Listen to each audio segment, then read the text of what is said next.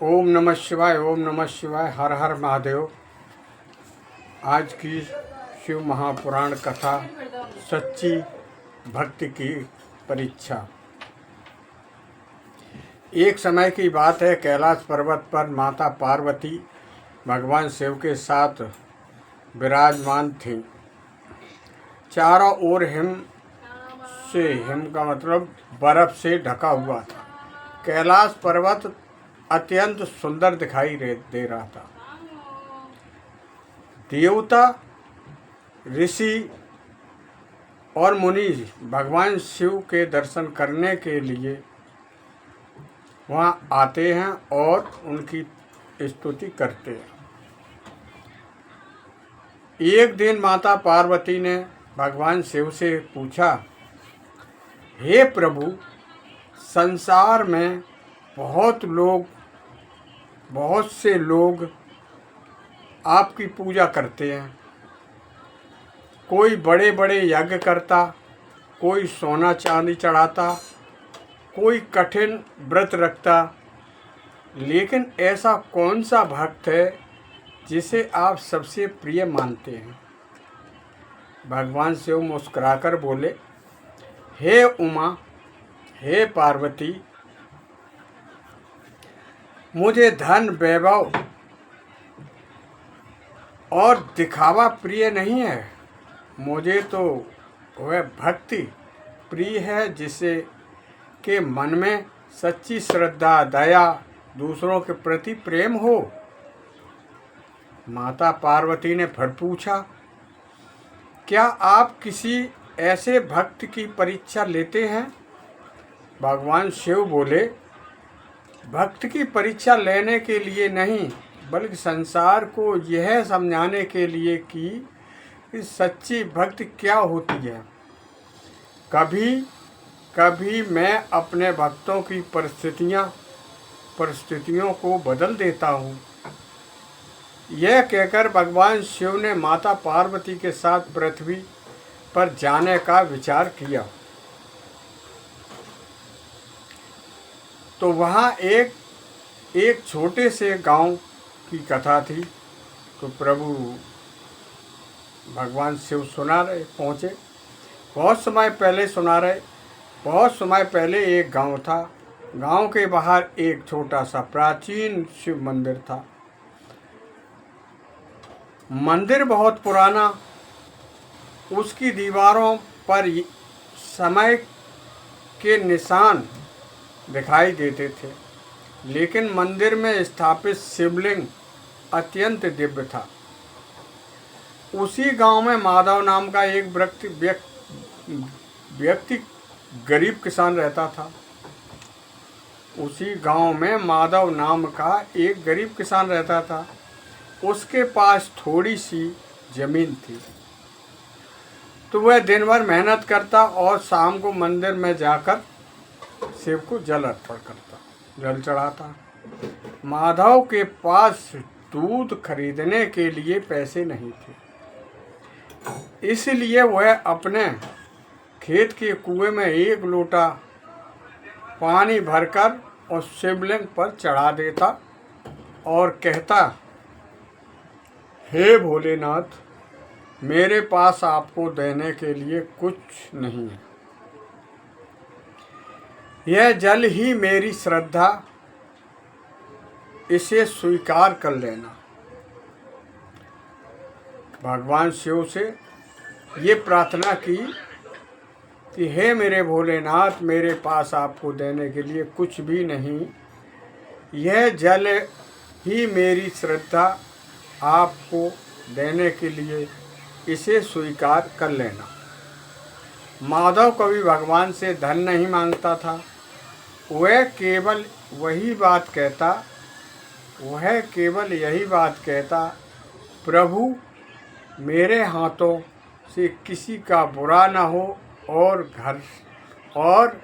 घर से कोई भूखा ना सो। जब गांव में संकट आया, एक वर्ष गांव में पानी नहीं बरसा। खेत सूखने लगे, तालाब में पानी कम हो गया। किसानों के सामने बड़ी परेशानी आ गई। माधव के खेत में भी फसल सूखने लगी।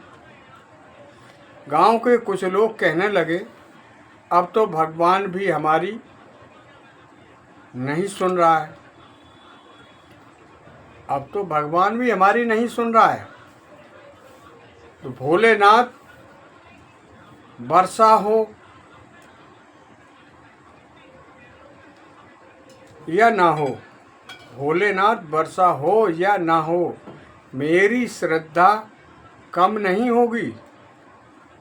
एक दिन गांव में एक साधु आए। उनके वस्त्र साधारण थे। एक गांव में साधु आए, उनके वस्त्र ऐसे ही साधारण थे जैसे हम लोग पहनते थे, और हाथ में एक कमंडल। बस चले आ रहे गांव में। साधु ने गांव वालों से भोजन की मांग की। साधु ने गांव वालों से भोजन मांगा। उसी समय गांव में अन्न की बहुत कमी थी। उसी समय गांव में अन्न की बहुत कमी थी। कई लोगों ने कह दिया, बाबा हमारे पास स्वयं खाने के लिए नहीं है। सभी लोगों ने, गांव वालों ने कह दिया कि बाबा हमारे पास स्वयं खाने के लिए नहीं है, तो आपको क्या खिलाऊं बताओ। बारिश हो नहीं रही है, सूखा पड़ गई है। साधु आगे बढ़ गए।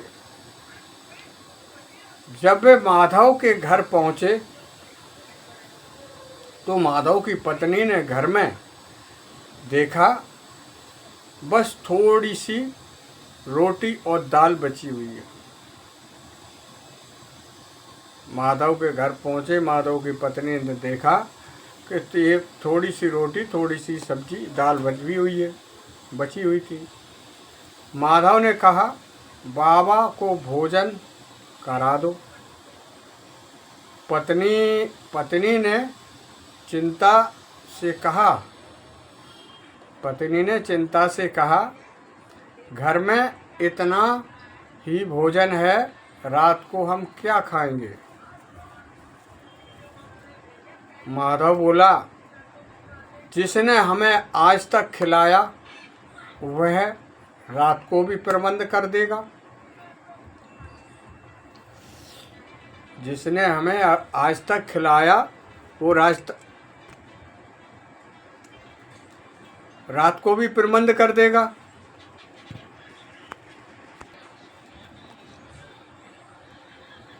तो उसने साधु को बैठाकर भोजन कराया। साधु को बैठाकर भोजन कराया माधव ने। फिर बोले, तुम्हें विश्वास है कि भगवान तुम्हारा साथ देंगे?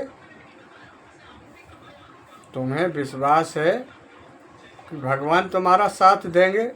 महादेव ने हाथ जोड़कर कहा, बाबा भगवान साथ दे या देर की परीक्षा ले। भगवान साथ दे या ना दे, मेरी परीक्षा ले। मेरा विश्वास कम नहीं होगा ना बदलेगा। साधु मुस्कुराकर बोले और वहाँ से चले गए। साधु मुस्कुराकर बोले और वहाँ से चले गए। वास्तव में अब वो साधु आए थे। अब उनका रहस्य क्या था? उनका रहस्य वो शिव ही थे जो साधारण वेश में आए। उन्होंने माधव की भक्ति देखी। माता पार्वती ने भी यह सब देखा। प्रभु माधव तो सच में आपका सच्चा भक्त है। भगवान शिव बोले, अभी संसार को अभी संसार को उनकी भक्ति का फल दिखाई देना बाकी है। अभी संसार को उनकी भक्ति का फल दिखाई देना बाकी है। अगले दिन गांव के लोग जब खेतों की ओर गए तो उन्होंने देखा कि आसमान में अचानक बादल छा गए। तो कुछ ही समय बाद वर्षा शुरू हो गई। सूखे हुए खेत पानी से भर गए, तालाब भरने लगा। गांव में खुशी की लहर दौड़ गई।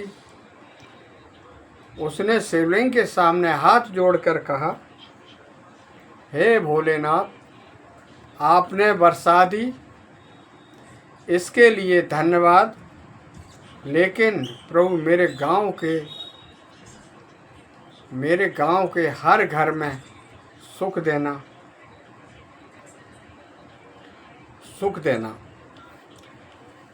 तो भगवान ने शिव का दर्शन करने के लिए चले।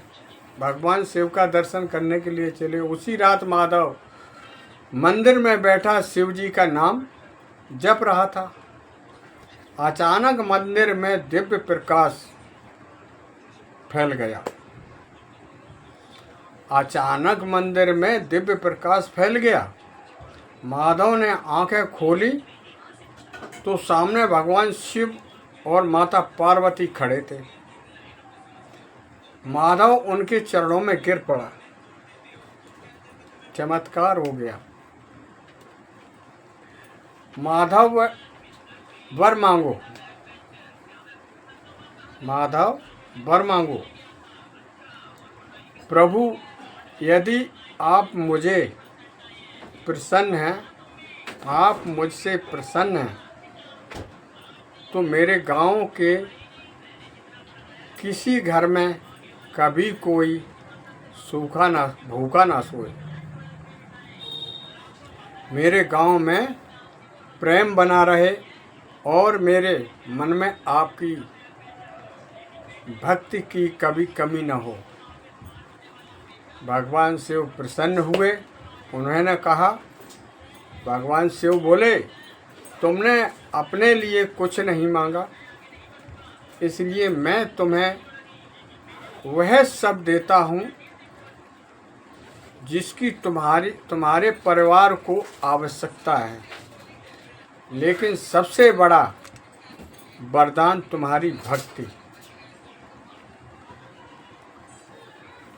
सबसे बड़ा तुम्हारी भक्ति।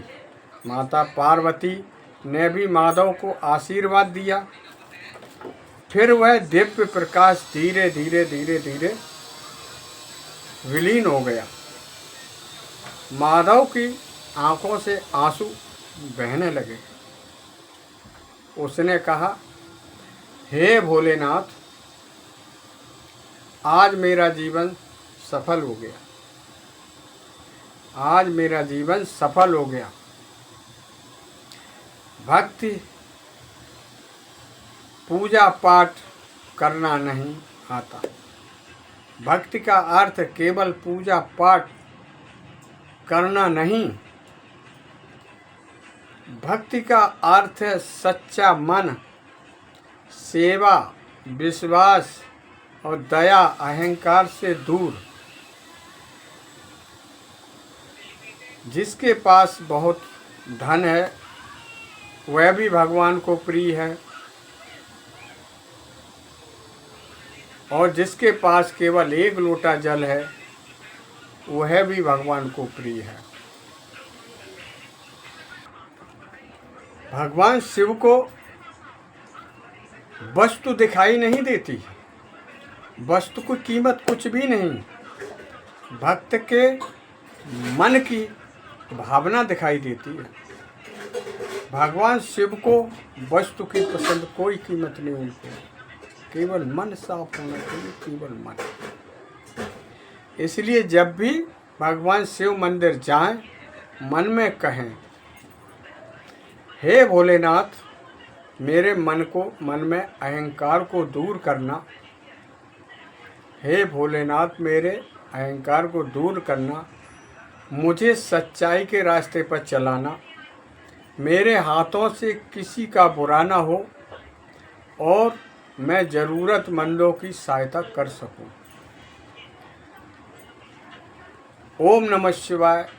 हर हर महादेव, हर हर महादेव। ओम नमः शिवाय। बम बम भोले। श्री शिवाय नमस्तुभ्यं। जय भोलेनाथ। आज की कथा यहीं तक। सभी लोग सुने, सबको कुछ मिलेगा। बहुत अच्छा, ये कथा बहुत अच्छी थी।